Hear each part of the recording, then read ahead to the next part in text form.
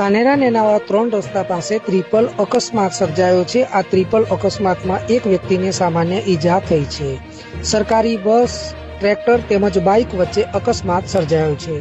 જાણવા મળતી માહિતી અનુસાર ગુજરાત સરકારની સુપર ડિલક્સ એક્સપ્રેસ બસ જે થરાદથી ધાનેરા તરફ આવી રહી હતી તે સમય દરમિયાન જાણવા મળતી માહિતી અનુસાર બસના ચાલકને અચાનક છાતીનો દુખાવો ઉપડ્યો હતો અને તે બાદ બસનો ચાલક બેભાન થઈ જતા આ અકસ્માત સર્જાયો હતો।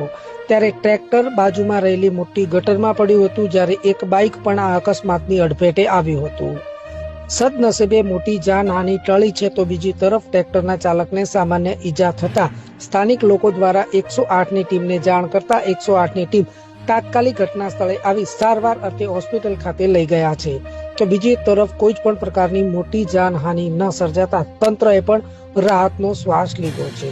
આ બસમાં 40 કરતા વધુ પેસેન્જરો ભરેલા હતા। તમામ પેસેન્જરોને સલામત રીતે બચાવી લેવામાં આવ્યા છે અને એક પણ પેસેન્જરને કોઈ જ નુકસાન ન થતા લોકો તેમજ તંત્રએ રાહતનો શ્વાસ લીધો છે।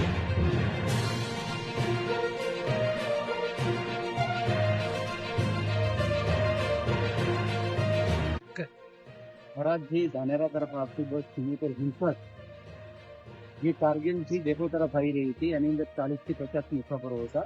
એ દરમિયાન ડ્રાઈવરને તબિયત એમની બેહોશ થતા છાતીમાં દુખાવાના ભાગે દુખાવો થતા એમને બસ અહીંયા સાઈડમાં સૌ સલામત રીતે ઊભી રાખી અને 108 એમ્બ્યુલન્સ બોલાવી એમને તાત્કાલિક હોસ્પિટલની અંદર દાખલ કરેલું છે। કોઈ પણ પ્રકારની જાનહાનિ થઈ નથી અને મુસાફરો તમામ સૌ સલામત।